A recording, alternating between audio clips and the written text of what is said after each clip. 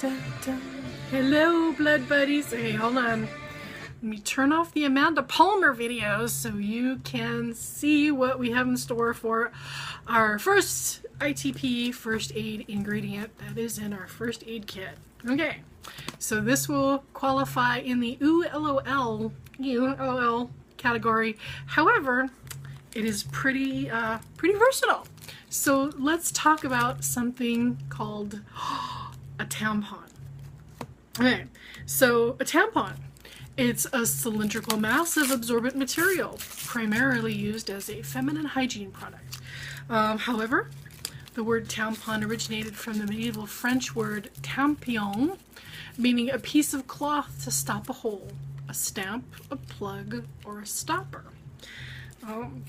These did come into popularity in World War I in field medics kits.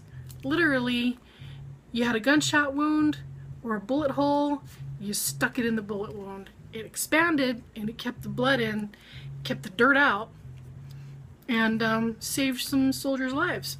And actually, currently with the conflicts going on in some of the care packages that you send, a lot of the female soldiers have a little too much hygiene products, so they give it to the medics. And the medics are like, heck yeah, because these are great field bandages. So, I guess you didn't know that.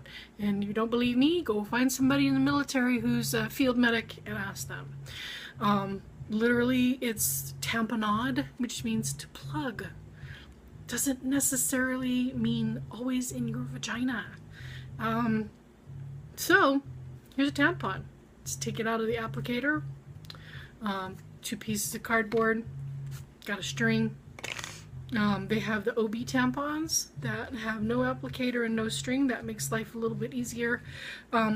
However, it's made out of a more compact cotton material, so it's hard to cut. And that's what you're going to want to do for ITPs. You're going to want to cut. So you take your tampon out from your cylinder and you spread it out, and it's basically a rectangle. Looks like a little rat with this little tail. Mousy! Yeah, I know. There's a seam on one side, seam on the other, and this is where the string is. Now, mostly you want to pull it, and it's not going to pull, so you're going to have to cut the string off. So, also, what you should have in your ITP kit is a good pair of scissors. That's not as counterintuitive as you think. Because a good pair of scissors, always good to have. Of course, please do be careful with your scissors. Don't run with them. Don't poke each other in the eye. No dueling. Don't stick them in your ear, for example. Don't do that. Don't do that. So the cotton that your tampon is covered with is like kind of like a shield. Got the same texture as like a dryer sheet, but not as stiff. You can peel it off if you want. If you don't have time for that, don't leave it. Doesn't matter. It's going to absorb anyway. So depending on what you need to plug, let's say you got a bloody nose there, partner. Scissors. You're going to cut down the center. Like I said, good pair of scissors, always handy. So now it's how it looks kind of ratty. Does not matter. It's going to be kind of poofy like this. Some people have really big nostrils. Some people have really small nostrils. So depending on what you want to do, you want to maybe peel a little bit off like that. Fold it in half with a little twist. So just a little, and then twist it again. So this is the size, good size. Stick it in your nose like that. See? It'll fit. You take the other one. Suppose you got a double header in the bloody nose brigade. That happens. Take another one. See, just peel it off the main thing. So here, yeah. You hold it, twist, put it together, like that. Give it another twist, like counterclockwise, just to tighten it. Stick that in your nose too.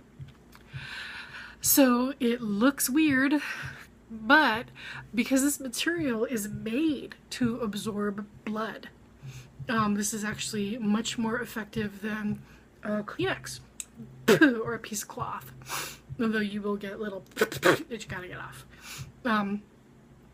Of course, use a Kleenex if that's all you've got, but bear in mind Kleenex is more just to hold stuff, and it does have a wicking action, but it doesn't have what this tampon material does. Literally, it plugs. So say you got a bloody nose, you've got your thing in there. I twist it because this will expand. As you have it in your nose, you'll feel it. It'll expand in your nose. If you know that your bleed is right here in your nose, it will do what you want it to do, which is apply direct pressure to the wound. That's your first common sense thing that you're taught from Girl Scouts, beginning first aid, when your mom held you with your boo-boo when you were a little kid. Just put a little direct pressure on it.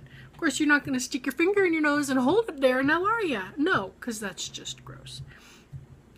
But use this, let it absorb, let it fill up, literally stick it in there. You're going to sound like rah, rah, rah. Doesn't matter. You'll be applying direct pressure.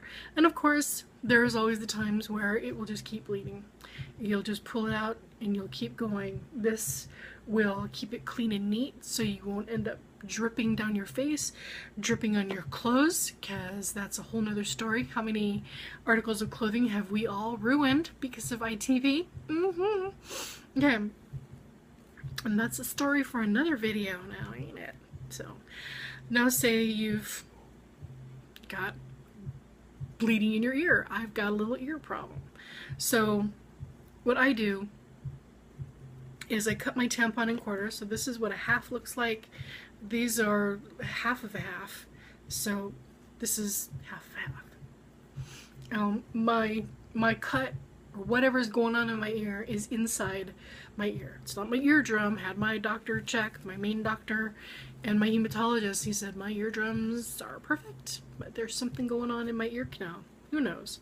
So what I like to do is I like to take one end and twist it tight. So it looks like dots. Okay.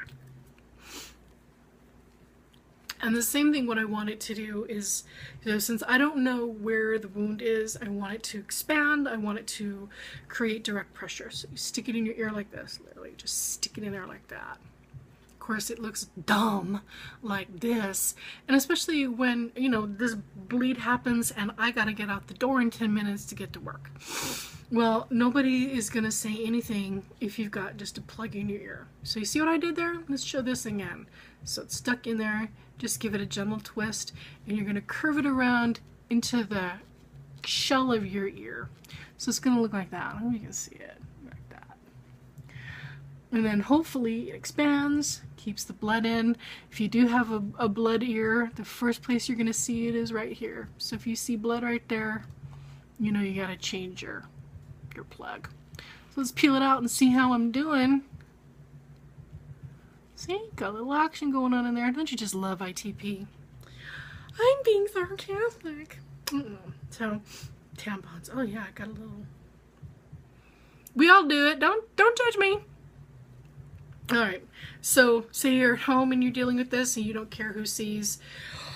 You don't want to waste it, because this is really good absorbent material. Give it another twist. Stick it on the inside. Do it again. You're the only one here who's going to see that, so you can deal with that. And then also, if you want to put coconut oil in your ear, if you've got an earache, and you put coconut oil or olive oil in your ear, this is a great way to keep that in there. So always a good thing. So what else to do with the tampon? Well, guys, if you have bleeding from your anus and you need to stop it, you can put an entire tampon in your anal sphincter. It's going to be very uncomfortable. There's a trick to it, and it may be difficult to walk. So I wouldn't recommend it really, because you'll just be irritating more tissues, but it can be done. So here's what you can do. So, in the gluteal crease, either use a full tampon, just bring it out of the applicator like this, or cut it in half depending on your level of bleeding. Okay, so now you either need to get to where you're going, or it's a little bleed. Just keep it as flat as you can. I don't know if you can see it in the video, but it's got a little concave on the bottom because it's basically a circle that I've turned into a half circle. So it's a little concave here on the bottom. So what you're going to do is you're going to place this in between your gluteal crease up against your anal sphincter, and it's going to feel like you've got a bit of an atomic wedgie, and you keep it in there. Give it a good push against your sphincter. Do not insert it into your sphincter, and hopefully that'll help you to get you where you're going. You can also do it with this. I do recommend keeping the string on, only because you do want some awareness of where it is. Sometimes if you feel it become too absorbed with blood, you can just pull the string out and you just put another one in. You can also do this with maxi pads, but maxi pads will make things a bit obvious. So tampon, just place it right into your gluteal crease, and that'll help. I do not recommend using it if you have a hemorrhoid because it's a bit uncomfortable and it can be irritating.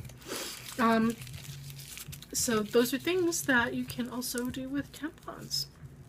Isn't that interesting? And then the applicators, I don't know what can be done with these except throw them away. So if you have any tips, tricks, or hints regarding the tampon, please feel free to share them in the comments, and either with a video response or just type stuff in. Let us know how we're doing. Yeah, see. Stupid ear. And remember, ITP sucks, and keep it clotted. Alright, talk to you later. Bye, blood buddies. Oh, yeah, I gotta say bye, blood buddies.